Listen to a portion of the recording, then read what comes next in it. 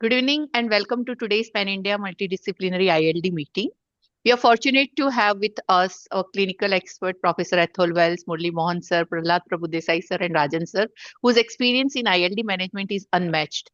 And we also have a special acknowledgement for Dr. Bhavin Jankaria, whose radiology expertise remains the backbone of our discussions, and to Dr. Ritu Kulshrestha, whose pathology insights bring clarity to our most difficult cases. Mithun is stuck in OPD. What he has promised me is he will just send me his case wise details about what exactly he would have done if he would have been present. So, without further overdue, I will just share my screens and let us start. The case one will start. It's straightforward case mostly. I just wanted to know the radio. It's a radiology discussion mainly. Um, Yeah, so he's a 69 years old man from Thrissur. He's ex-serviceman. Background is COPD on inhaler last 4 years on triple inhaler therapy. Presented with dyspnea on exertion grade 3. So what happened is recent worsening of dyspnea for last 4 to 5 months. Even though he had breathing difficulty previously, evening rise of temperature for last 4 to 5 months. Mild dry cough, no sputum, he has vitiligo vulgaris, which is evaluated by a dermatologist, and he's being treated for that. He's a smoker, but he's quit smoking. Exposure to pet, dog, and cat. Vitals were stable on examination. He had predominant V's and mild crepitations. This was his ANA profile. Um, I believe this is non-significant. Mithun had look on that.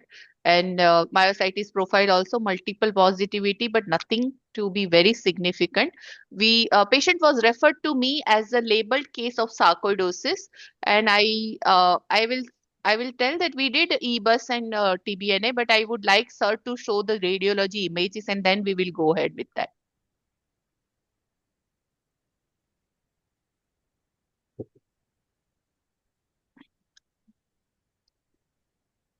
All right, so you're able to see the images, right? Yes, sir. All right, so this is the patient, and we're going from uh, top to apex to base, and you can see there are widespread, ill-defined, branching centrilobular opacities. So this is not an interstitial lung disease, it's an airway disease. And there's a diffuse, in fact, if I MIP the images, you can see it even better. There's just a widespread inflammatory slash infectious bronchiolitis. If the patient is, when did he stop smoking? Only for last 6 months. So one of the things is that respiratory bronchiolitis can persist for many months to sometimes years.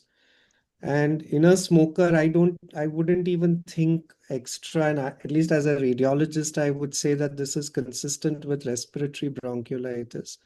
But if that is not the case and you're suspecting a superadded infection or inflammation, then it could be anything that you would have to find out clinically. So basically, the pattern is a widespread airway disease with a pattern of inflammatory slash infectious bronchiolitis. The MPA diameter is a little uh, prominent. Yeah, it is dilated. It's 34 millimeters, so we might suspect PH. The RV is prominent, and the liver shows a nodular contour, so there should be some element of chronic liver disease. That's it from my side.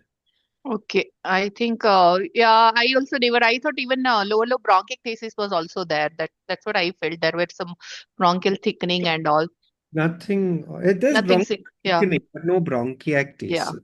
Okay, so that was our impression also. But because patient was like told by them, and that was the psychological effect of that, and he kept on coming back. So we went ahead and did EBUS, and I think slides. Ritu madam, if you can just give your comments. So this is actually easy for me, but so we are seeing some fibrinoid material, and in which there are some interspersed lymphocytes. Now, in this, I'm not seeing any viable parenchyma. for me to say that granulocytes. It could just be the fibrinoid material which has been picked up. And here in this image, the fibrin material is more clear. So somehow I feel we've missed the lining of the bronchiolar lining totally. Yeah, but we've got the lymphoid infiltrate which is there. Yeah, So this that's was a all that we can see. lymph node FNAC only. So, yeah, that's it. Yeah, that's Okay. it. Yeah. Yeah, so bronchial epithelial is significantly, we usually avoid that. That's why. Okay. His Okay. spirometry was, even the FE1 upon FVC was 89. There is a very bad FVC, FEV1, and there was no 6-minute walk test was not done. His baseline saturation was 96, 97. So the first question was, is there a sarcoidosis? There is no. And so I should be treating it as a COPD, right? To the expert.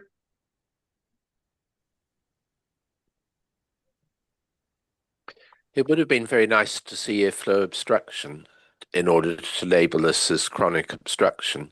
And you said the FEV1 and FVC were both 20%. Now, when I look at that scan, I'm really struggling to believe that. And I've taken aboard this is an airway process. Whether it's chronic or not, I'm not sure. And it hasn't resulted in obstruction, and not all airway-centered processes do necessarily obstruct. I can't make sense of an FVC of 20% predicted. Most people die with an FVC above 25% predicted, although admittedly it then becomes zero. And on that scan, I don't believe he's at death's door. I mean, you'd never really have wanted to make this sarcoid from the scan. I think I've heard what you said, Garvin, quite clearly. It is not a sarcoid look, is it? You'd wonder acutely whether it could be an infection. But look, that spirometry I'm really struggling with. And you look at the flow volume curve, you might find it's all over the place. Do you know that? And I think always in that sort of situation, if you don't trust it, that's where a 6-minute walk test is really valuable. So if he then walks for 400 meters with very little saturation, you just don't believe that spirometry, do you? Okay. I'll do that again, sir, and maybe I'll do 6-minute walk test also. And Bhavin sir wants oscillometry, Dr. Asmita? No, we do not have that in our hospital, sir. No, So that's just an easy way. A person can't do spirometry. iOS becomes very easy to do. you know. So Rajan sir wants to discuss his cases first. So Are you okay with that, Smita? yeah, I'm fine. But your only one case is loaded. That's it. So Bhavin's trying to Just still with that case, can you just again state the exercise tolerance? I think we didn't do that, sir, for this. No. His description of symptoms, how limited was he really? Since last 4 to 5 months, exceptional grade 3 dyspnea, grade 3. Grade 3. Yeah, 20% FVC. I just can't believe on that scan. Yeah, I don't know what happened. So maybe I will do this again. Other than that, nothing is there. Even I also felt it was not sarcoid, but this was referred from outside and they wanted me to discuss. So I discussed. Yeah, man, download IB. Yeah. Sujit has to. My God, what stress he gives. You have?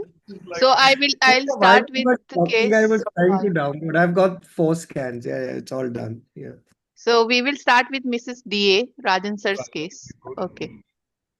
Very keen to know. Sure. Go ahead, sir. DA. From Athol and Prahlad, 46-year-old lady. Hey, we can't hear you. You can't hear? No, there's some volume issue. Oops. You can hear, Asmita? Yeah. I can hear, but very faint voice is coming. I will hear. Okay. Better? Yes. Good. Okay. So 46-year-old lady, businesswoman, staying in Mumbai. started getting breathless since end of 2021 and was diagnosed as an ILD and treated with prednisolone and MMF and was better. Symptoms have increased in the last 1 year. Low energy levels. She's gained 5 kilos because she's been on prednisolone, I assume. No exposures, no other autoimmune symptoms. But what was interesting in her past history was that there was a stable vitiligo on her thigh. It hasn't increased. She's an anxious patient. But she did go to a rheumatologist 2 years ago, 2.5 years ago, who said all negative. But she keeps telling me after I took the Sputnik COVID vaccine in July and August 2021 is when she feels end of 21 is when her symptoms started. So she's wondering whether it's got anything to do with that. Her saturations are okay. Her treatment when I met her 2 weeks ago was 5 milligram prednisolone, 1500 mmF. And she was doing physio without supplemental oxygen. December 22, when she was diagnosed ILD, we had that autoimmune profile. And because the ANA was 1 in 3,200, we got Pooja to repeat it this time. And Pooja got a serology of 1 in 200, the last slide again. Yeah, so this time it's the previous slide, Asmita. Yeah, this time it's 1 in 200, homogeneous. Again, the SAL70, it was 3 plus last time, it's 2 plus. Myocyte is blot negative, HP panel negative. So next slide. And that's the ANA blot. And the next slide is the myocyte is blot, which is pretty clear. And these are her lung functions before Bhavin pulls up her scans. So pretty much stable. Last 1 year, a little more breathless. Diffusion has dropped. So I have certain questions on her. She's now dropping to the low 90s, 89 on walking in the last year. Otherwise, she was going down to 92, 93. CTs, Bhavin, and then I'll put up my questions. So I have one CT, and you have compared it to a previous scan also, I think. but I don't have the previous scan. Okay. Only the 17 September scan. And I think everything was done elsewhere, so I don't really. Maybe there was no soft copy, so you all couldn't. There was no soft copy. Correct. So this is what was in my system, and from a mediastinum and all that other perspective, there's an MPA of about 31. Everything else is okay. So I'm going to get that out of the way. And if you look at the pattern, it's reticular opacities. There's an axial distribution, but lovely temporal and spatial homogeneity. We are not seeing your screen. You didn't share, no? I forgot to share. Okay. बोलने का ना यार. I thought you're in process. That's why does that surprise us? Yeah, this is called the invisible radiology. Anyway. When you're not speaking, just mute yourself because somehow there's some sound coming from your screen when it's on. Who are you saying? Sorry. Athol Wells. Yeah. Okay, so anyway, I was showing the soft copy. There's nothing except, the soft tissue, there's only an MPA of 31. But when you see these images scrolling from apex to base, there are these reticular opacities showing this lovely, axial distribution here. Lot of homogeneity. And then you have this proximal traction bronchiectasis in the right middle lobe. And then as we go towards the bases, you see this beautiful subpleural sparing, the traction bronchiectasis going from proximal to distal. And this is textbook classic fibrotic NSIP. And this higher up is a mixed NSIP OP pattern. So this is where we are right now. The pattern is a fibrotic NSIP with an OP overlay. There could be a reversible component, but we would only know on follow-up. It's very difficult to predict in advance. And so the idea would be that this is a connective tissue disease, ILD. Do you have your report on the comparison? Oh, 1 second. I think I do have it. Let me just check if I have it. Let me see. Maybe I do. I don't know. I just want everyone to know what has happened from 2022. Got it. DA. Yeah. Yeah, so the January 25 scan available only on films, there's definite progression. So there was no change compared to 25. Yeah. But 25 showed progression compared to May 24, which in turn showed no change compared to May 23, but there was definite progression between 23 and 22. So first scan is 22, progressed in 23, no change in 24, but now there's progression compared to 24. Okay. Can you put up my questions, Asmita? Hmm.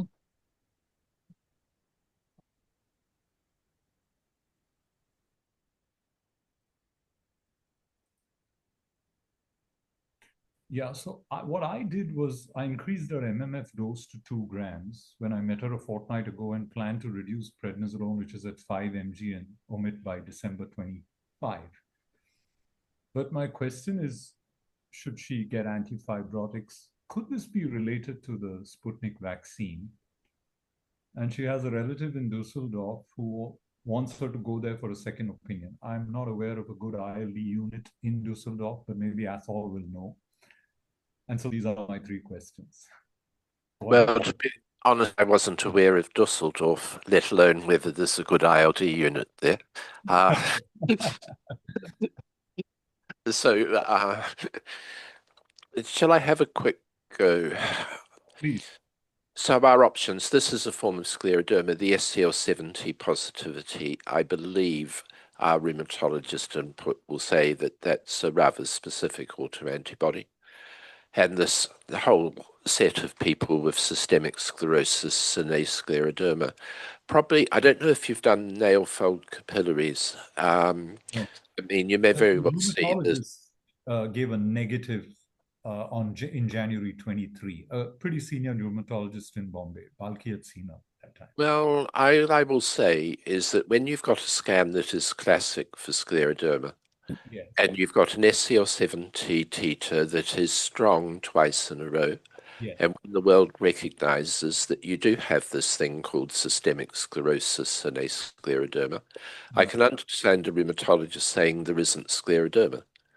But I do believe this should be managed as systemic sclerosis. And I'll be interested if Murali's instinct is the same as my instinct on this, because we're acting instinctively, but that is how I would manage it. Murali, do you agree? Absolutely, completely agree. Okay, well then let's see what our options actually are.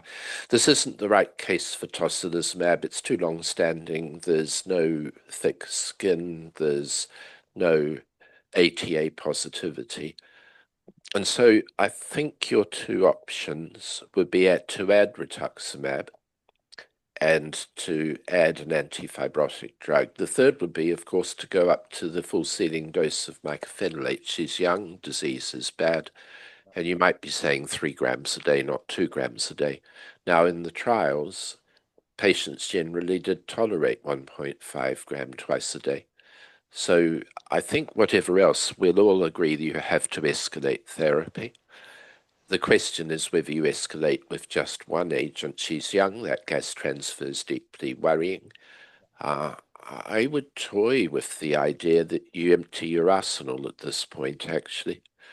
And another slightly worrying thing, she won't have pH because she wouldn't be walking 400 meters with that gas transfer if she had pH.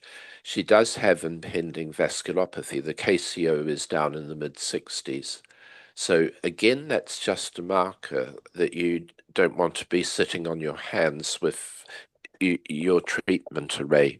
So at the very least, you're going to use either rituximab or an antifib. Well, it'll be nintedanib.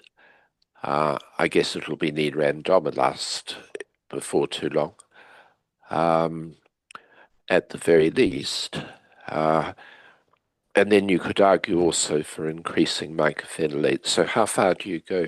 It just feels a little bit over the top to go up to the full dose of mycophenolate to add rituximab and to add an antifibrotic drug.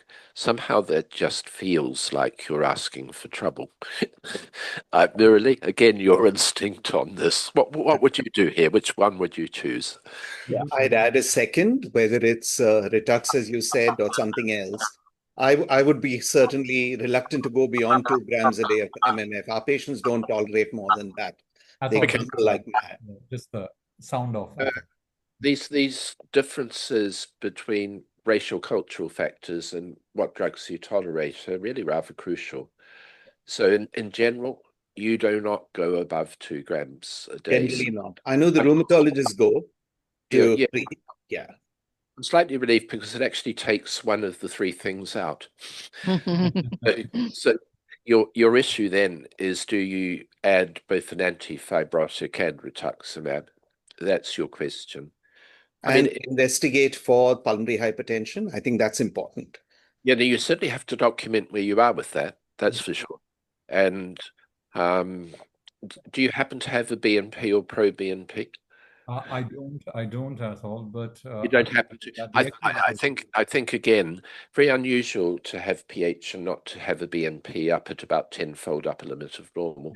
So a normal BNP is always very reassuring here. Sure. But I don't think there will be pH yet. She I'll send them managed back to the that rheumatologist. distance. If your DLCO is 30-ish and you've got pH, it has a devastating effect on your exercise tolerance. Yeah. I I'll have send a her back to the rheumatologist. Nail fold capillaroscopy would help in changing management. No, it would just lay to rest any sense you had that you needed to persuade a rheumatologist of the sort of thing that's going on in this patient. But I would have said we've got a confident working diagnosis at a level that the only logical management is to manage as for systemic sclerosis. And so I don't necessarily think you have to take that extra step. I guess if you're seeking rheumatological advice and you've documented that, it might be nice to have that in the record. Yeah, so rheumatologist Mithun has written that the only case which needed input was this case, and he agrees that if there is no skin finding, it cannot be called scleroderma, but it is called sign scleroderma, kind of systemic sclerosis, which is localized to the lung, and he agrees with the diagnosis. He told that this is systemic sclerosis ILD. Prahlad? Yeah, I think what Mithun says is absolutely. Only thing is that what is a drug of choice, whether it's a tocilizumab versus rituximab. Not an acute presentation, to be honest, Prahlad, and I don't think her CRP was high either. No, I think the thing is the TOS data does applies to patients with thick skin, often with very recent onset disease. And I think you generally associate all of this with ATA. So it may be that TOS would have an impact in this patient, but certainly she doesn't really fit with the phenotype that was treated with tocilizumab in the trials that drive use of the therapy. I'm taking a long way round to say that I do think these trials, they're a bit underpowered with rituximab, tocilizumab. I'm not sure that they do absolutely capture the range of treatment benefit you might get with both drugs. We have occasionally used tocilizumab outside the phenotype in the trials, and we have seen benefits, but it wouldn't be high on my list at the moment. Again, it would be nice to have a rheumatologist view of what I've just said as well. I will get that. Yeah, thank you so much. The only other thing is, how Bhavin pointed out the OP NSIP overlap, and that's always a bit worrying when you get that combination. And in those groups, we've seen tocilizumab actually works reasonably well. I have a quick question. So there was a letter day before yesterday, I think, in the ERJ on the new guidelines for IIPs. And I think somebody said that we should no longer be using the term connective tissue disease, but switch to systemic autoimmune rheumatic disease or SARD. Is that what everyone's using now? I don't know. So just wanted to know what I've is. not yet started using it, but Athol is an author on that paper, so you're muted, Athol. You're muted, Athol. We can't hear you, sir. Yeah. And has it not occurred to you that was by design? You cannot possibly hold me personally to account that everything that appears in that statement. And this does seem to me, possibly it could be argued, an unnecessary change in terminology. I think the group was stuck with the fact that the change was happening. It was being driven strongly within rheumatology. So in the end, we felt that it was better to bow to the inevitable. I will continue to use the term CTD until somebody publicly disembowels me, I think, because Okay, great. That's Yeah. Okay. We'll move on to the case number 6 of Dr. Rajan. Thank you for those inputs. Very useful. Right. So this gentleman is admitted on the wards right now. Stays in Mumbai, never smoker, presented in June for the first time with a nocturnal cough and weight loss of about 4 kilos. He was walking 1 hour a day till 6 weeks prior to meeting me in June. He had this laryngeal mass and he got diagnosed with CA larynx and received immunotherapy, pembrolizumab, 21,728 and 26,8 this year, and then started complaining of increased breathlessness. He's dropped a further 3.5 kilos. He had a PTCA in 2007, diabetic since 2021, hypertensive since 2015. And when I saw him for the first time, because he had what looked like a probable UIP pattern, I thought, and Bhavin has spent a lot of time on his imaging.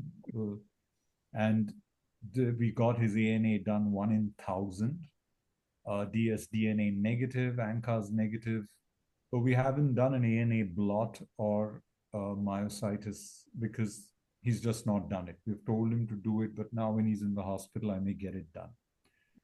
After the immunotherapy, he got more breathless. He's not even able to do lung function. We diagnosed immunotherapy-induced lung toxicity in the end of August and pulsed him with 3 grams of methylprednisolone, followed it up with oral prednisolone, which he's on currently. And 26th August, when he got diagnosed with immunotherapy toxicity, those were his bloods. D-dimer was high, but D-dimer is a bit lower now. CTPA was there's only 1 lung function we have when I saw him for the first time before his CA larynx surgery. Sorry, not surgery, immunotherapy. Vital capacity 2.19, pretty good lung function he had that time, but was dropping a bit. So spirometry was okay. Little bit of desaturation. And so I wasn't involved actually when they started the immuno, and I'm now in retrospect wondering whether we should have given him an antifibrotic before immunotherapy. Bhavin will show the scans, but before Bhavin shows the scans, I'll put up my questions if you can show them, Asmita, so that everyone knows what I'm trying to ask before. Yeah, so we were treating him as DI-ILD. So the question is, continue prednisolone 30. The cough is reduced, but now he needs 1 liter oxygen. And he got fever 4 days ago. It's now down to 100. So he's just so anxious, this patient. He stayed at home. Swallowing is a bit difficult with a larynx issue. We placed an RT yesterday when he got admitted. We're trying to rule out infection with a workup. He's mortified of undergoing a bronchoscopy. I don't know whether to give him antifibrotics. He's due to meet an immunotherapy expert now, and one oncologist. He's met multiple doctors. One oncologist has advised radiation therapy as an option to immunotherapy. But now, so I thought you all needed this context of questions when Bhavin goes through the scans. Over to you, Bhavin.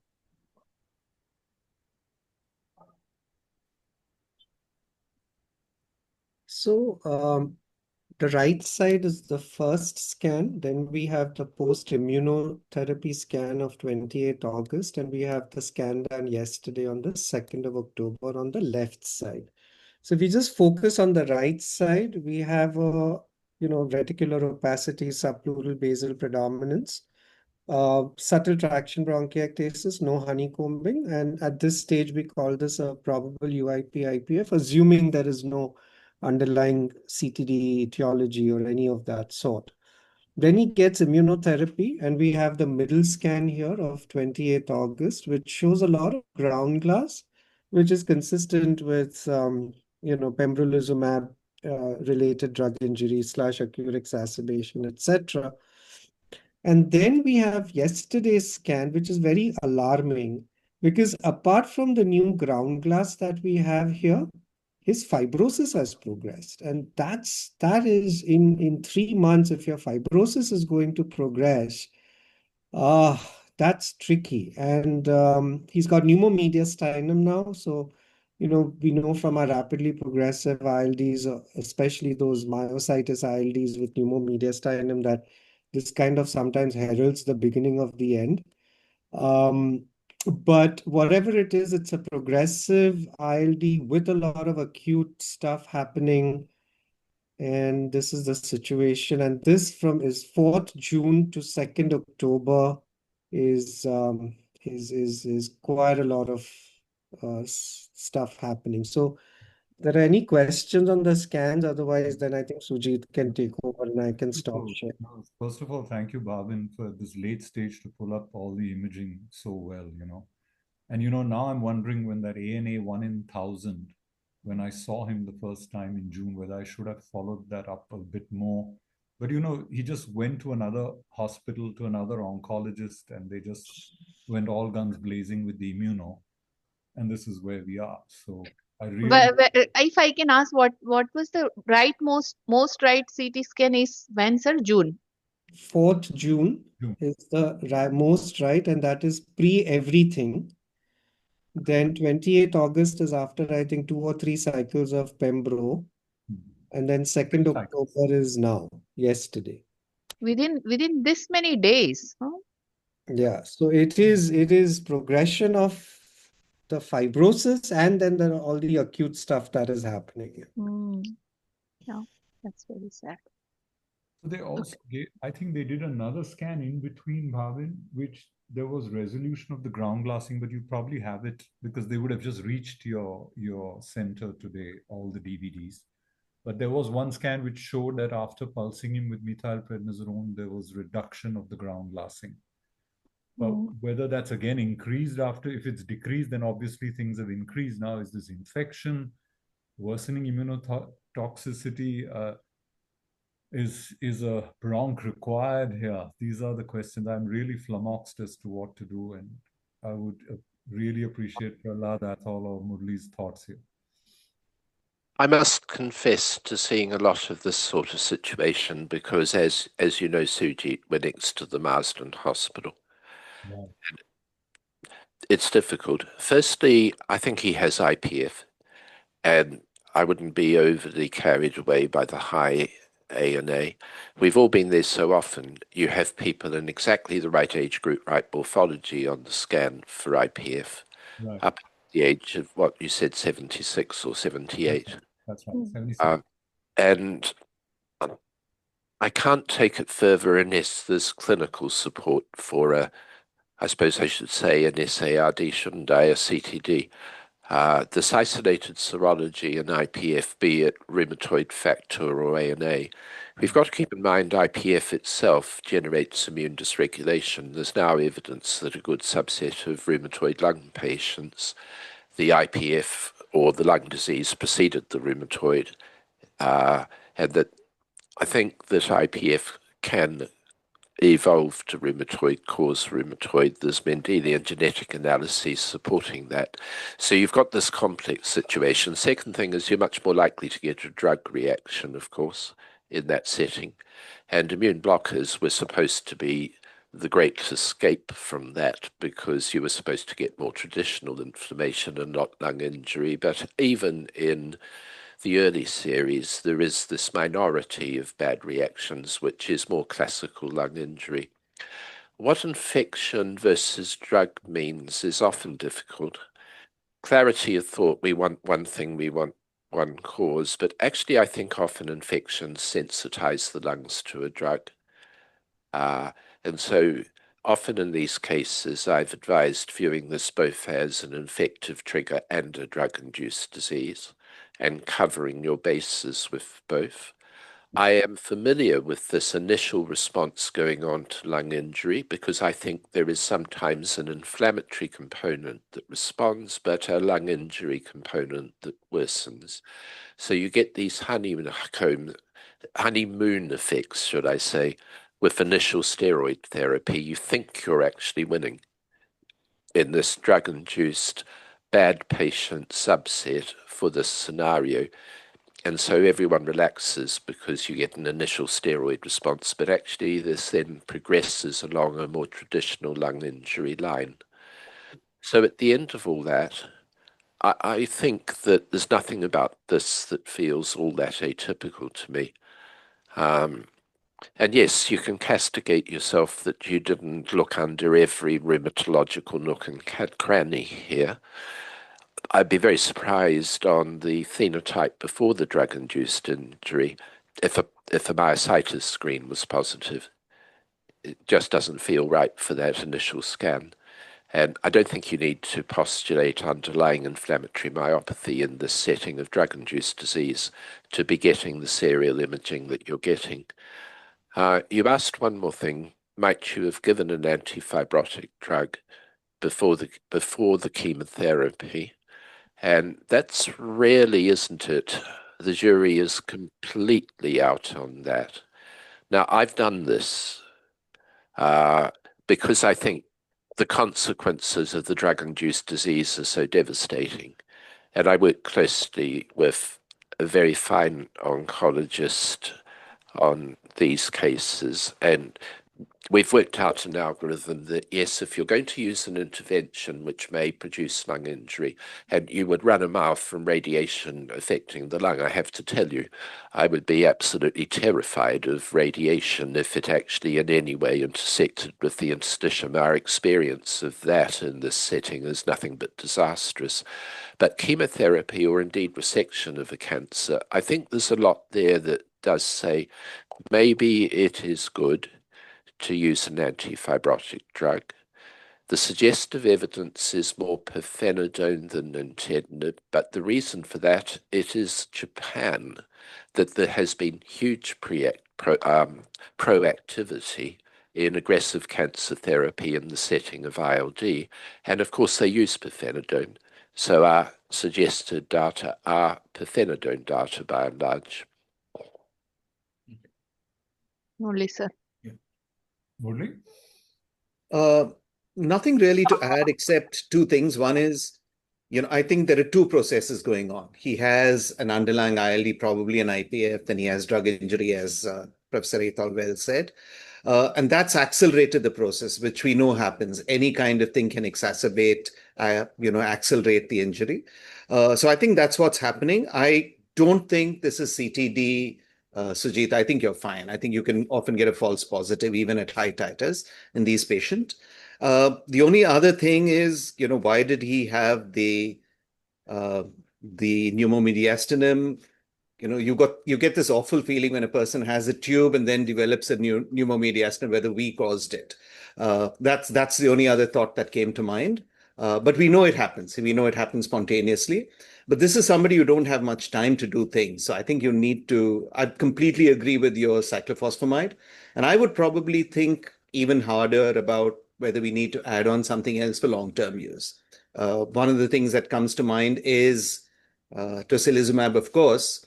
But, in the setting of somebody who has a malignancy, I would not want to rule out an inflammatory myositis at the same time. I would investigate for that only as a comorbidity of the underlying malignancy.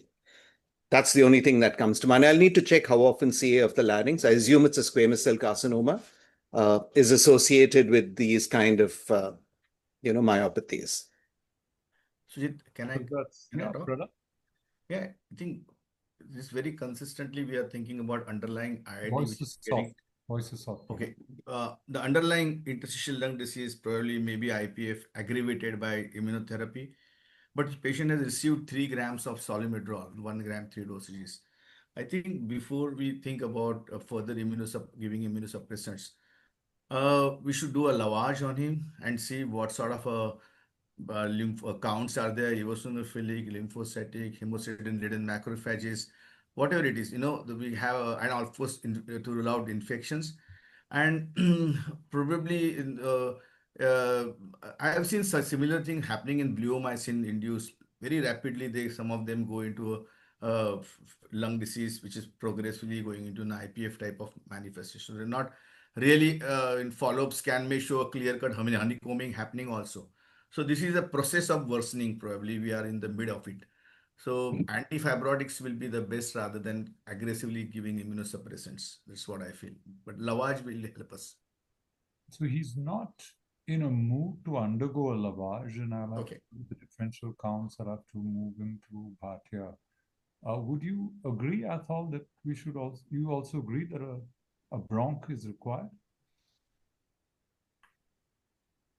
These are difficult. Now, firstly, he's got very little time left unless you actually change the paradigm. So you're going to have to intensify immunosuppression. Your lavage decision is a safety decision, I think. So you've just got to make the judgment whether lavage might tip him into respiratory failure with a vengeance. He's not being ventilated at the moment, is he? He's on 1 liter oxygen. Only 1 liter. And my worry always with this is, will lavage actually tip you into being ventilated? That's equally my It probably at a liter only. Probably you'll get away with the BAL. And I've tended to feel that it is very helpful. I think too often you do find this infection there as well. And that's partly why I've despaired of always separating out a drug effect and infection. I think they interact in a situation like this. It's a very nice idea about the myopathy being associated with the cancer, by the way. It hadn't occurred to me as a thought in this case. And yeah, although I don't believe that pre-malignant scan, that pre-scan, is likely to be a classic myositis finding. Yeah, sure. So I'm going to cast a very nebulous vote for BAL because it is about how safe do you feel it is.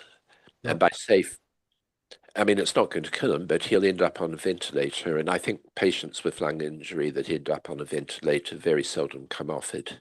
Yeah. I think also the issue of how difficult it's going to be to do Sujit with a CA larynx. Yeah, I have no idea how it is, and there are 2 institutes for the onco stuff, another institute for the onco stuff. So I'll have a chat with them tomorrow and plan this for Monday if we have to do it. And as Athol rightly said, we really don't have much time. And I'm trying to get infection out of the way.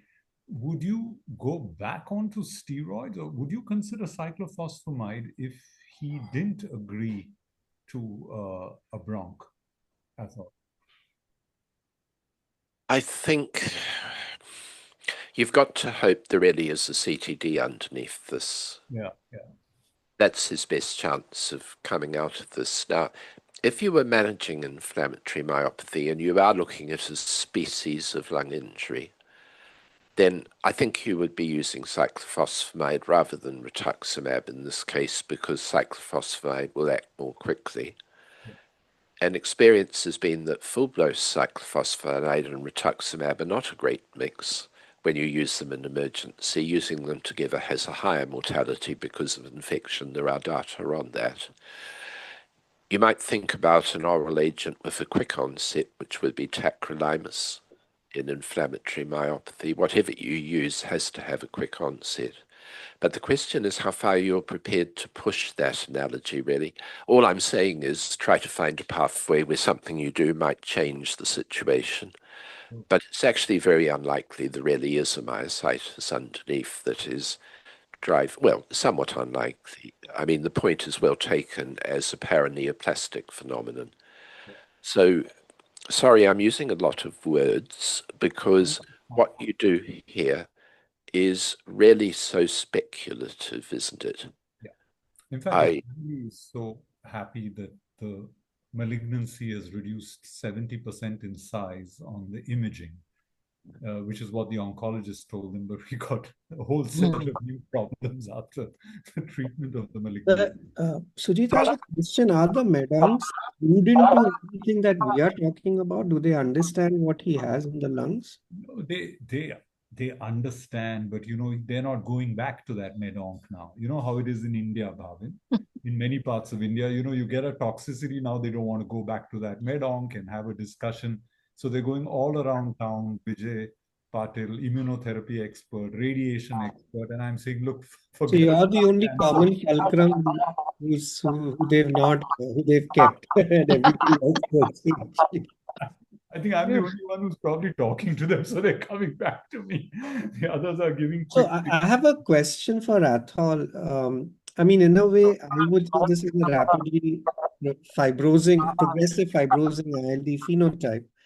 So lung injury like this, especially from chemotherapy and immunotherapy drugs, is known to do this, right? I mean, from what I understand, you saying this is not uncommon. You're muted, Athol.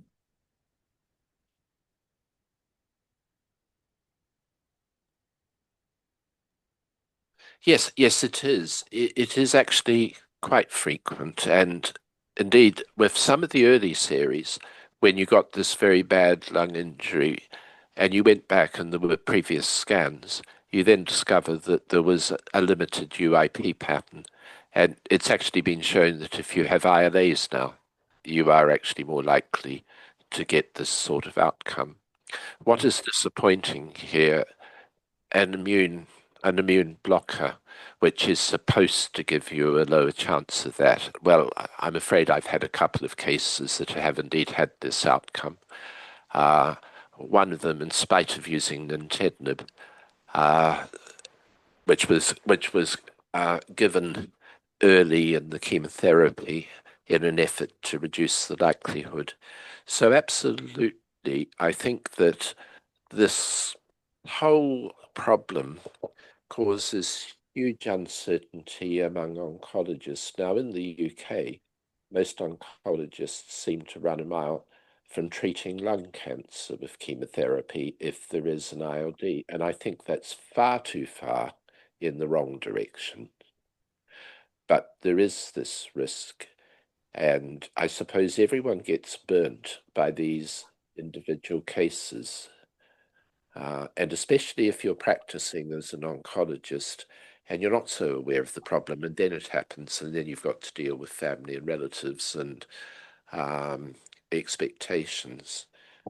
So the answer is this is a frequent scenario. As soon as people are proactive in treating with chemotherapy, especially lung cancer, but I think laryngeal cancer, you'd probably expect the same links. Okay. So, Professor Athol Wells, it is 45 minutes. I don't want you to lose your flight, but if you want to be here, Sadly, I do have to go. yeah, please. Yeah. You're very generously given me a whole session's worth of comment. No. I don't mind you staying, but I don't want you to miss your flight at the same time. Thank you so much for your input, sir. They'll hold the flight for Professor Athol Wells. Don't worry about it. Oh, wow. Okay, so moving on to the second case from my side. She's a 52 years old lady from Idukki, and background is she is a non-case of ILD, probable fibrotic NSIP, which was diagnosed outside in 2022. She also has diabetes, diabetic neuropathy, GERD, and history of hospitalization to ILD exacerbation, each in November 24 and June 25. So this is her, as Rajan sir told, that they keep on changing the doctors, and then finally they landed here for second, third, fourth opinion. Presented with complaint of progressive dyspnea for last 10 years, diagnosed as ILD for last 3 years. Recent hospital admission in June, and there was a biofire which was sent, and it diagnosed as parainfluenza on domiciliary oxygen, not using as LTOT but SOS basis, on inhalers and nebulizers also. Saturation 90% on room air, heart rate 81, BP was 147/74, bilateral Velcro crepitations present. These are all investigations done outside which were not positive. Nothing of her profile, CTD profile came positive till date. ESR is 57. This was her spirometry, which was done in my hospital. DLC she could not perform. FE1 FVC was 0.79, almost 80, 37 FEV1, 35% FVC. Echo was also done outside, which is mild PR, no pulmonary arterial hypertension, as per their report. And I will share image. Stop. I'll ask her to share the images. How old is she, Asmita? Again, 70. I think she's in 60s. 1 second. 52. Yeah, I'll tell you later. Okay. 52 years. Yeah.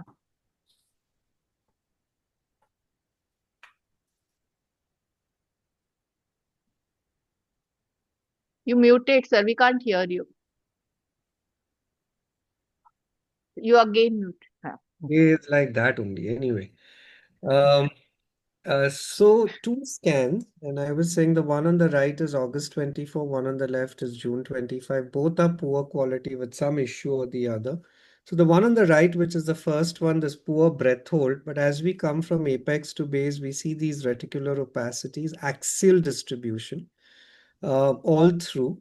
A little bit of lower lobe predominance, but it's predominantly a mid-zone disease. Um, there's a little bit of traction bronchiectasis, no honeycombing, subtle ground glass, if at all, along the reticular opacity. So I would have said this is a non-UIP pattern, and thought of things like HP. So today we would have called it a bronchiolocentric interstitial pneumonia or BIP pattern. There's also some air trapping here. Now, the one on the left, which is the recent one, is basically an expiratory scan.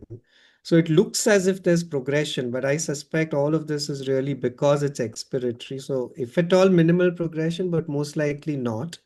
Lots of this air trapping here. Therefore, it looks like this could be more HP than anything else, but that's where we are. So this is, to me, a BIP pattern, perhaps HP, minimal to no change between the two scans.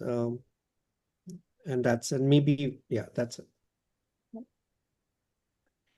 When I examined her, I think there were areas of on the hand which looked like Gottron's papules, and I was suspecting whether she has got myositis. So we asked her to do myositis panel from here, but she didn't do. She didn't do here, and she did again from the same center.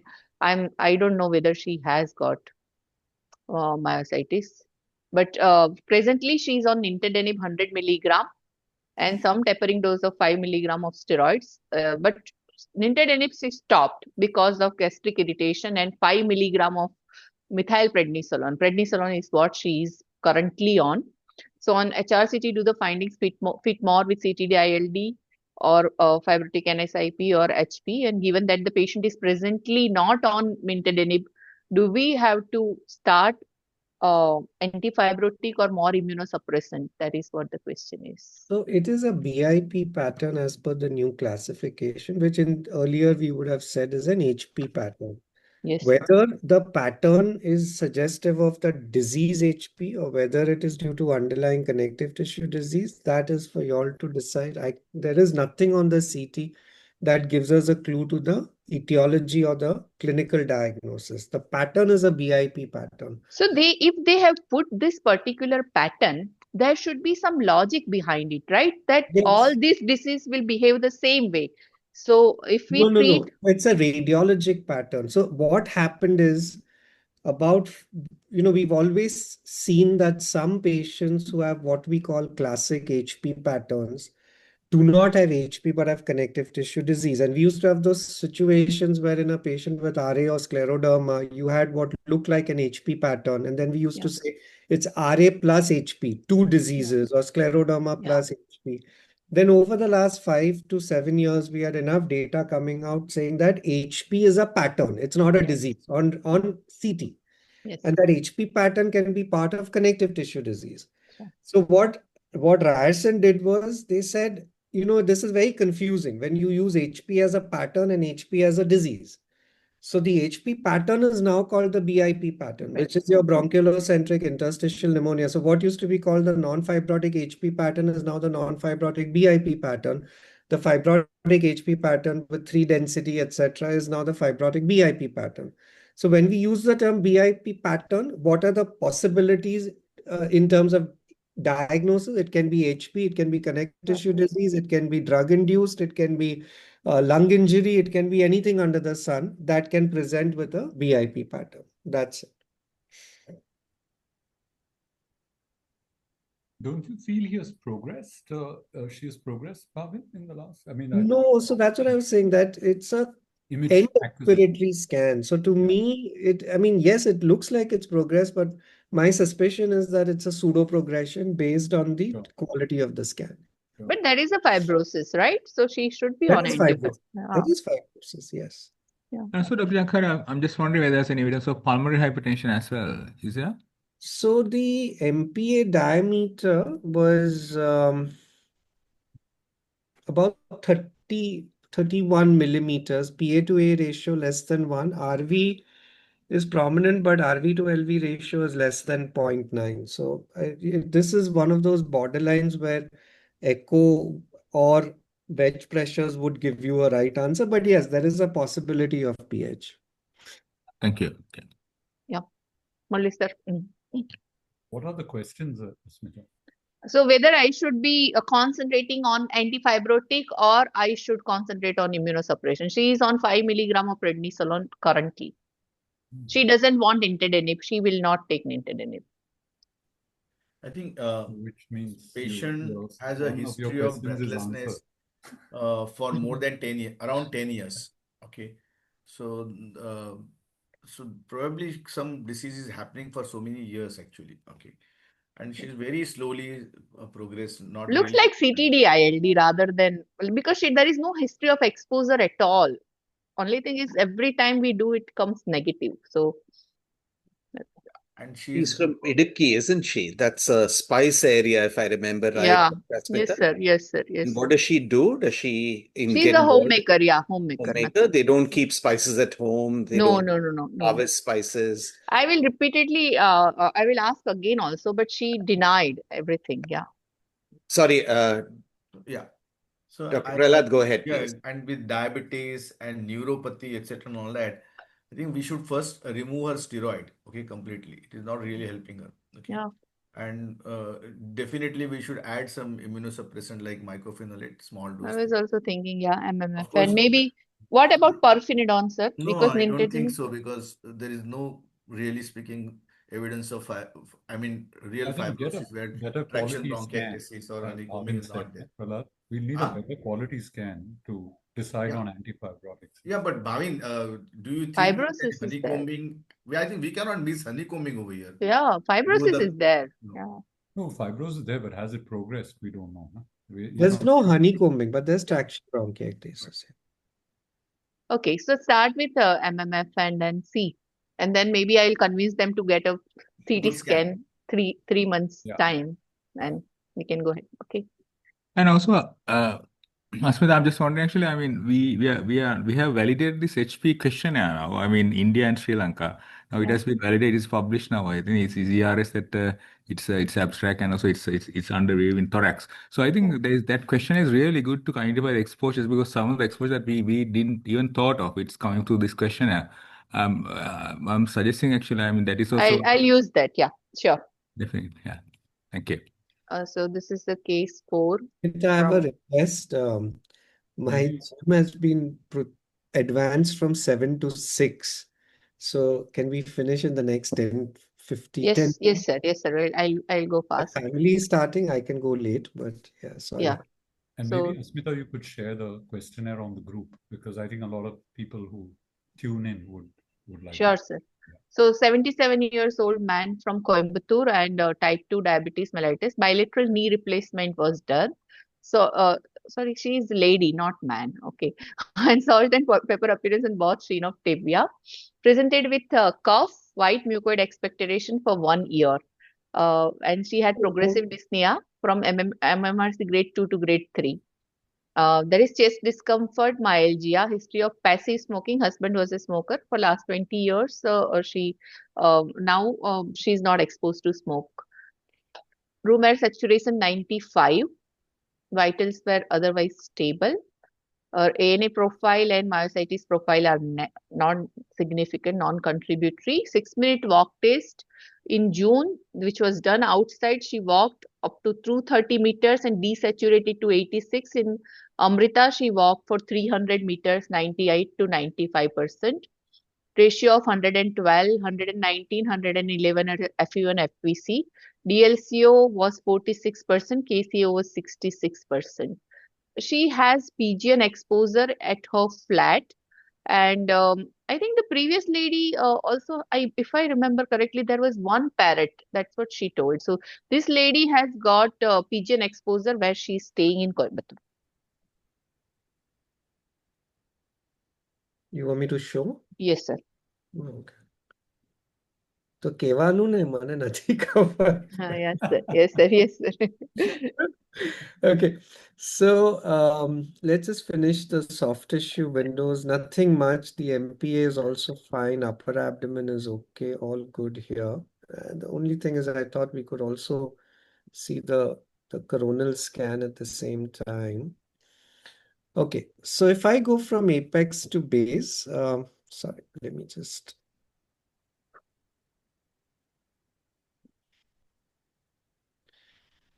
So we have reticular opacities. There's subpleural, but there's also an axial distribution. Um, there is a hint of perivascular fissural nodularity. There is traction bronchiectasis. It's upper mid-zone predominant. There is lower lobe disease. There's subtle honeycombing in the non-dependent lower lobe in the anteromedial basal segment on the left, but only that one focus. So that's where we are. And if you look at the coronal images, again, we can see some fissural nodularity, some perivascular nodularity, but there is no lymphadenopathy. So upper and mid zone, non-UIP pattern. Is this a sarcoid or is this a BIP pattern? I'm not able to make out. There is no ground glass, and there's nothing else. So is this a chronic pulmonary sarcoid or is this a BIP pattern due to HP? I am unable to tell. My only thing is that there is a possibility, a strong possibility that this could be sarcoid because of these fissural and perivascular nodules. Therefore, I think that option should be explored. Okay.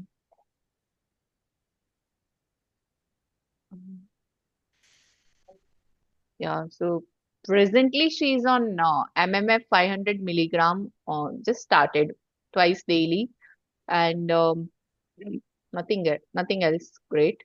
So, given the patient's infrequent pigeon exposure, negative CTD serology, and progressive symptoms, would you lean towards a working diagnosis of CTD, ILD, or fibrotic HP? And in this context, would you start antifibrotics now or wait to see the response of immunosuppression? We just started MMF, so should I wait till What's it your progresses? working diagnosis, Asmita? I felt it was HP because of exposure. Earlier she was in North India, now she settled here, and she has exposure to pigeons where she was staying in the flat for quite some time. Then she came to know that this is harmful, and then still there is exposure going on because she just put a net there. It's not like completely gone. So my working diagnosis was HP. And how old is she? 72, you said, right? Yes, yes, yes. So would she agree to a biopsy, transbronchial? Uh, she might agree. But whether I will do, No, but the question is if there is a differential of sarcoid which Bhavin has brought up, then I think you get a good yield, no, with but transbronchial. in a long biopsy, I'm not sure. I'll try to convince her.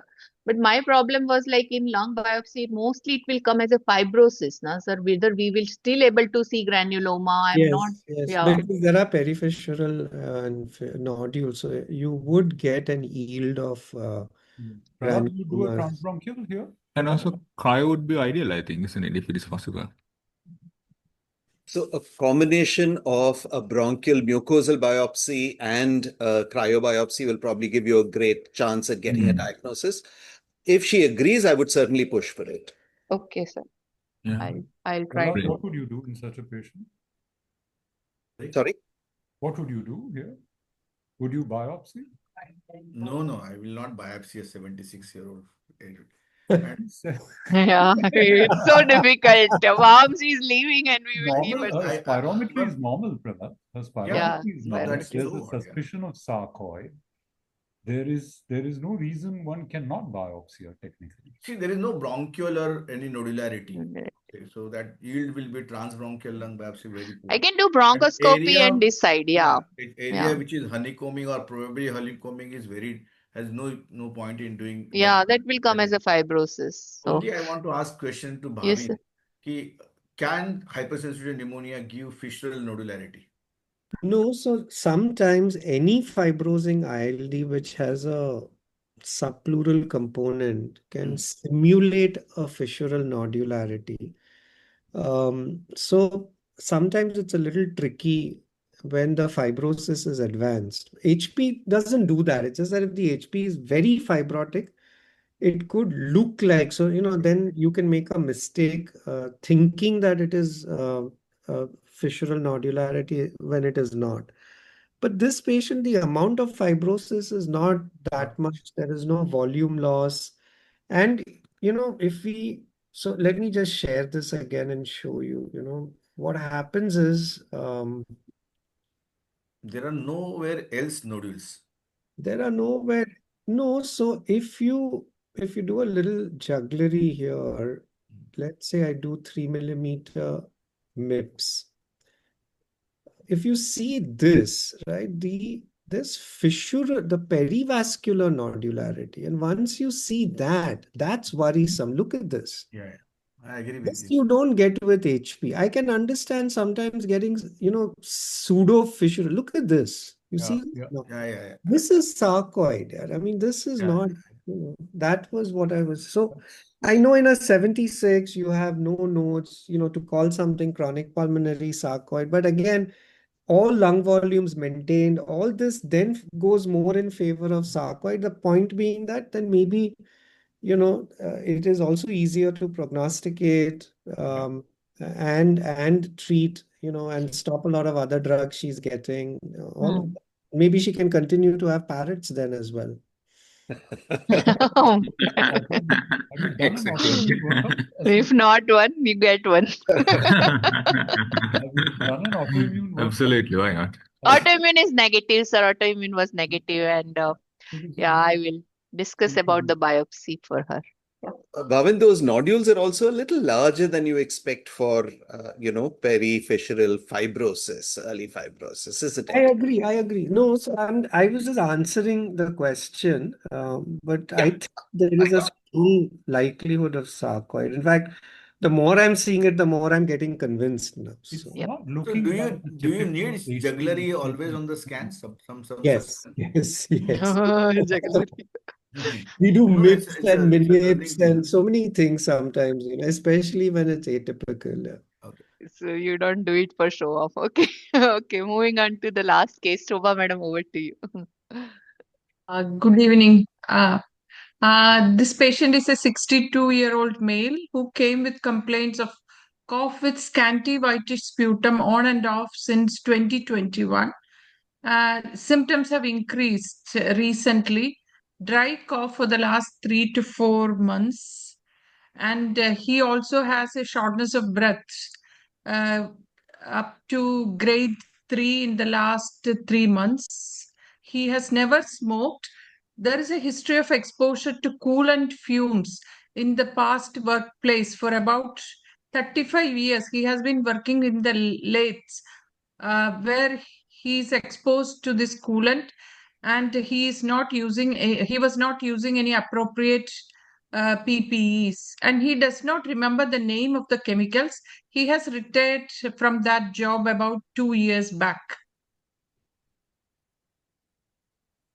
And a history of migraine for a long time, and he's on medications which include flunarizine, propranolol, and duloxetine. And amitriptyline has been started approximately 2 years ago because of worsening of the migraine. Examination revealed clubbing grade 2 and a bilateral basal velcro crackles. And these are the 2022 scans. I don't have any DICOM images for them. And then his lung function from 2022, FVC was 55%. When we repeated the lung function recently, last month, it was 53%.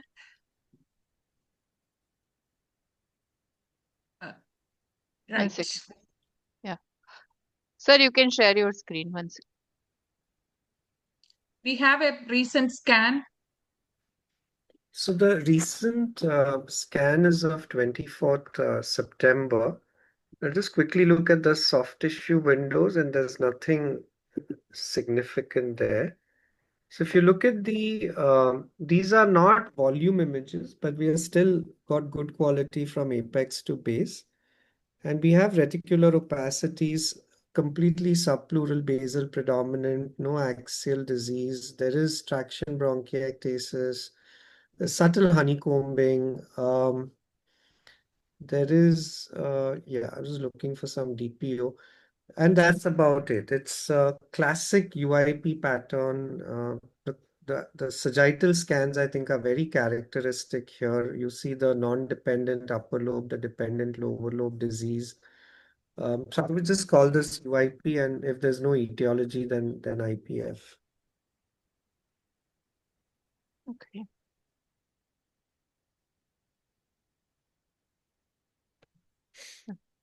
One second. Questions, Prabha? Yeah. Echo done in 2022 had a normal LV function with no evidence of pulmonary arterial hypertension, but recently done last week showed mild pulmonary arterial hypertension. And we repeated all the CTD workup, rheumatoid factor negative, anti-CCP negative, but 2022 CTD workup had shown ANA 1 in 80 homogeneous pattern plus. 23, he had visited some other pulmonologists who had also done CTD workup, which showed ANA positive cytoplasmic fibrillar pattern. ANA profile was negative. So we did our share. RA factor is negative, ACCP negative. We did the ANA profile as well as myositis profile. These were not very characteristic of any CTD. Yeah, questions. Yeah. So my question will be, is this IPF only? He is on perfenidone for the last 3 years. Maximum dose, 800 milligram 3 times daily. Should I change or should I add on something, because he has his symptoms are worsening. He is developing pulmonary arterial hypertension also. He is desaturating on 6-minute walk test. So there is definitely worsening of his clinical condition. So one caution before you call it recent onset pulmonary hypertension is the diagnostic criteria changed around that time between 22 and now. So you'll have to probably look at the actual numbers. So if it was 25, 26 last time, they would have said on the borderline or not at all. And now that the diagnosis, the criteria has moved from 25 to 20, you might be calling it mild PH. So we could just check that, because if you're using that to say he's worsened, I'm not saying he's not worsened. I'm just saying pH as the criterion to call it worsening. Just check out on that, ma'am. Okay. Sorry, Sujit, you started saying something. No, nothing. Actually, agree on the pulmonary hypertension point. The thing is, Shobha, his lung functions also dropping. Do we have serial lung function? See, serial lung function from 22, there is not much change between FVC. I don't have a DLCO, but it is around 45 to 55. That is a difference in the last 2, 3 years. So what has worsened? His symptoms? Yeah, symptoms have worsened. Got worse, yeah. Because the absolute values in the vital capacity, these are done on the same lab, 22 and 25? 2022 was from outside in Yeah. Gujarat, So then and it's very 2025 is from our place. correct. Unfortunately, I don't have the values. The Yeah, I values, should yeah. get the values. I know Because that. if it has dropped in terms of the values, then I think it's always difficult to decide on changing an antifibrotic if he's tolerated it well. Yeah, But he has tolerated it for the last 3 years. 2, 3 years. 3 This years. high dose. Yeah, this is a perennial question we get asked, and if there's a drop, I usually tell them if the drop is not significant, in my opinion, and there's no guideline for this, I say continue with the same drug. I don't know what Prahlad and Murli do, but if the drop is a significant drop in a recent amount of time, then I would switch the antifibrotic Shobha to the other antifibrotic. There's also the option when patients are very anxious to add on, which we have the luxury of doing in India, provided they can tolerate. Since he's tolerating one antifibrotic so well, and we got some time to get nerandomilast in India, and there's only a compassionate basis program we can try and access it through. But till then, maybe add on an antifibrotic, and if he doesn't tolerate, switch. Prahlad? Yeah, I think first of all, it's so many. How many years he's taking Perfenidone? 3 years. 3 years. 3 3 years years. without weight loss, without any side effects on the skin, GI, his liver. I mean, he's tolerated very well. I don't want to change, and he is fairly good in this condition, lung function test wise, etc. All that. Probably we may have to find out some any other reason for him to worsen. um, at the general, probably I will try to find out his cardiac status or his hemoglobin and other thing. Pulmonary hypertension, probably we may think about it and go seriously and find out whether there's a really pulmonary arterial hypertension by doing, or pulmonary hypertension by doing a cath, etc. and all that, so that we can add some medicine, or probably and his 6 minutes walk distance also is uh, He has desaturated from 96 to 88. so that's very good. I think with 96 to 88 desaturation, with how much distance he covered? 360. So that's fairly good, I feel. Very good. Hmm. So even pH, I don't think now with this sort of a this no desaturation and 6 minutes walk test distance is so much is covered. What do you think, Murli? Do you think I agree with you completely. I think he's done well. I well, mean, the he's done well? pirfenidone is doing what it's meant to do. It's probably just slowed down the disease. Yes. We should not try and, change it when he's done so well with it. Very few of my patients tolerate 2,400 a day. So he's done Right. well. So, I don't think, it's difficult to comment on the CT earlier and now because, they're completely different. But overall, the man's done well. I would certainly look for other causes of his breathlessness, worsening, desaturation, and accept, that pirfenidone has beautifully done what it's meant to do. Why change? why And change? as Sujit was saying, if you want to try, I would probably add something on. You have the luxury of doing that here, as he said, but I would even be hesitant to do that. It can just tip the balance into somebody who's been tolerating it well. Now he starts to develop all kinds of problems. I'd probably just encourage him to carry on with this, reassure him, He, do a he, little bit of he, pulmonary rehab. Yeah, he will I do good with rehabilitation, I feel. Exactly. I But also suggest actually, yeah, pulmonary rehabilitation could help him, I think. Also, Pooja's on the call. So, Shobha, you may want to ask Dhanya whether she can do a TOLIP genotyping here. Because if he has a TT genotype, am I right, Pooja? That's better outcome? yeah, with the I think, NAC. Yeah. Genetic, yeah. Pooja, are you on the call or you're? No. Yeah, she's there. We can't hear you, Pooja. We can't hear you. But basically, Shobha, you could just ask Dhanya. Does Dhanya do it, Asmita? No. She is the No. pediatric genetist. We have to go to molecular biologist for Yeah, doing when that. you But don't we have do an adult WES. geneticist, then we have to Yeah. go to the So the pediatric. specific gene, na, sir, those things are like 30, 40,000. Whole exome sequencing comes around that, and patient usually refuse even after repeatedly referring. So until unless we have got a specific gene profile for doing only those things or those blocks, it will be difficult for us because we don't want to find out the whole exome. So Yeah. that we are in the process of finding out. We will develop it. No I don't problem. know what Many of Pooja's them do a cost will single. be. Yeah. Pooja, what is your cost in doing a TOLIP genotype? Pooja, do you know the cost per test? No, we can't hear Pooja for some reason. So we will come to that. Yes, sir. Yeah. Murli sir, you were telling only You were saying one. I something, think Murli? they Yeah, do 10, 11, na, sir? 10 or 15 genes. no, That's if what you're they. asking for only TOLIP, you can get it in some places as little as 11,000 to 16,000.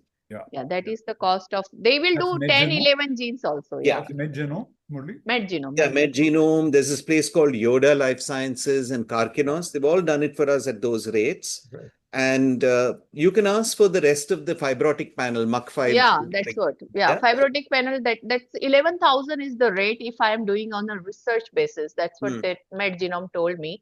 But we are in the process of developing it in Amrita Kochi itself. So Excellent. maybe we will get it. No problem, ma'am. Yeah, because Shobha, you can't just give NAC, which many doctors do, because it could actually make him worse. If he has a CC CC phenotype, yeah, he could get worse with N-acetylcysteine. So you have to be very sure. Yeah. Could you hear me, Shobha? Yeah, yes, I heard. Yeah. Yeah, I was not planning to add N-acetylcysteine. I was just wondering, should I add nintedanib? I That think was I agree with what Murli and Prahlad said, because if he's tolerating pirfenidone well, just try 100 milligram BID and okay, push yeah. up the dose if he's tolerating that also well. Yeah. So I was just thinking about that only. Yeah, so Pooja Yeah. has made a comment in the chat box. I think she said we have not set up the cost currently. We have been doing it free. Yeah, I'm the lucky pulmonologist who's getting Yeah, you are the lucky one who is getting all the benefits. Anyway, we are We happy have for to you. set up a research protocol for that. I'm sure patients in Mumbai can afford this. A lot of them can afford this, and we shouldn't Yeah, we are. get it done free. I think whole exome is slightly expensive and people are not No, willing. But even that's become cheap, Asmita. There's so many labs. WES is also becoming cheap. You I just don't need know. to. Maybe. They need more. Yeah. They need more tests, and they can bring. Yeah, it. if we do more, the price comes down. Yeah. We're going to discuss that in DLD on Sure. Monday I and think, next week. yeah, that's it. We will see again on 17th October, and it was excellent discussion. Thank you Thank so you. much. Thank you. Thank you Thank all the you. presenters Thank you. and experts, and it was good to have Athol Wells even for 45 minutes. Thank you. And You all. Prahlad, and Bhavin sir, Prahlad sir. Thank you. Yeah. Thank you.